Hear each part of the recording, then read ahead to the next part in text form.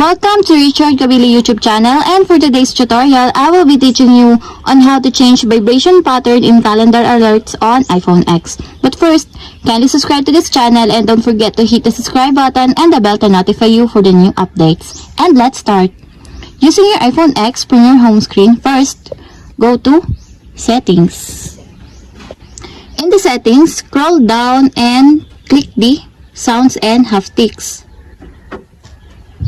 Then after that, scroll down and go to Sounds and Haptics Pattern section, then click the Calendar Alerts. Then after that, in the Calendar Alerts, click the Vibration.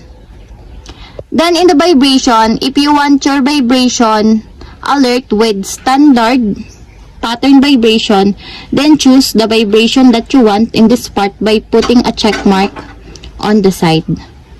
If there's a check mark on the side, it is now enabled. And if you want your vibration the same with the synchronize or the default, just click again the default. And that's it. We have successfully changed vibration pattern in calendar alerts on iPhone X. If you have a question, kindly comment down below and don't forget to hit the subscribe button and the bell to notify you for the new updates. And thank you for watching.